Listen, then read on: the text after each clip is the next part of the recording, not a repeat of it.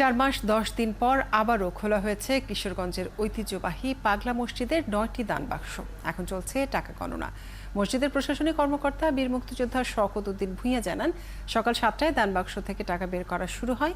এর আগে 2023 সালে 4 বার খোলা হয়েছিল মসজিদের দান বাক্স, যেখানে পাওয়া গিয়েছিল 21,87,85,181 টাকা। টাকার পাশাপাশি হীরা, বৈদেশিক মুদ্রা ও স্বর্ণালংকারও পাওয়া যায়। আশা করা হচ্ছে এবার অতীতের সব রেকর্ড ভেঙে নতুন রেকর্ড সৃষ্টি হবে। মসজিদের দান থেকে পাওয়া এসব অর্থ সংশ্লিষ্ট মসজিদ সহ জেলার বিভিন্ন মসজিদ, মাদ্রাসা ও এতিমখানার পাশাপাশি বিভিন্ন সমাজ কল্যাণমূলক কাজে ব্যয় হয়। এ বিষয়ে আরো জানাতে আমাদের সাথে কিশোরগঞ্জ থেকে যুক্ত হচ্ছেন সহকর্মী আবু তাহের। তাহের, জানাবেন যে এখন পর্যন্ত কত টাকা পাওয়া গেছে এবং এই টাকা কি কাজে ব্যবহার করা হয়, কতক্ষণ পর্যন্ত এই টাকা গণনা চলবে? আমি আপনাকে যা জানাতে চাচ্ছি যে কিশোরগঞ্জের ঐতিহাসিক পাগলা মসজিদের দান বাক্সে আজকে 9টি দান বাক্স খোলা হয়েছে। এই ঈদে দেশ জুড়ে কেনাকাটার ফুর্তি হবে শুধু বিকাশে, সাথে ডিসকাউন্ট কুপন, ইনস্ট্যান্ট ক্যাশব্যাক। সকাল 7:30টার দিকে জেলা প্রশাসক মোহাম্মদ আবুল কালাম আজাদ এবং পুলিশ সুপার মোহাম্মদ রাসেল শেখ সহ প্রশাসনের কর্মকর্তা এবং পাগলা মসজিদের কমিটির লোকদের উপস্থিতিতে আজকে এই 9টি দান বাক্স খোলা হয়েছে। এবার ওই 9টি দান বাক্সে কিন্তু সবচেয়ে বেশি টাকা মিলেছে 27 বস্তা টাকা। এর আগে কিন্তু গত 9 ডিসেম্বর বেশি টাকা মিলেছে 27 বস্তা টাকা। এর আগে কিন্তু গত 9 ডিসেম্বর এই দান বাক্সগুলা খোলা হয়েছিল, ওখানে মিলেছিল।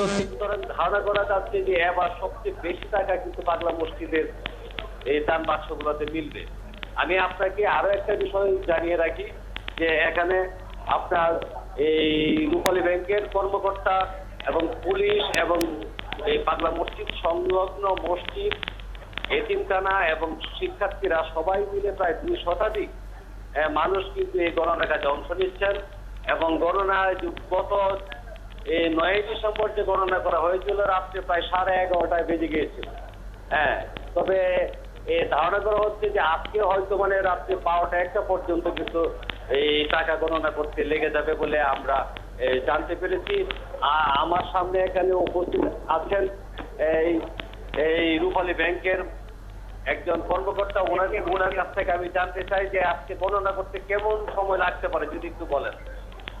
ধন্যবাদ। আমি শাখা প্রধান এবং সহকারী ব্যবস্থাপক। গণনার কাজ সকাল 9টা থেকে আনুষ্ঠানিকভাবে শুরু হয়েছে।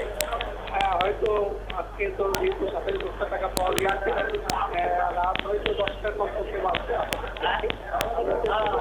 আগেই যাতে শেষ করা যায়, তো আশা করা যায় হয়তো 10টা কমপক্ষে বাজবে আশা করছি আর কি।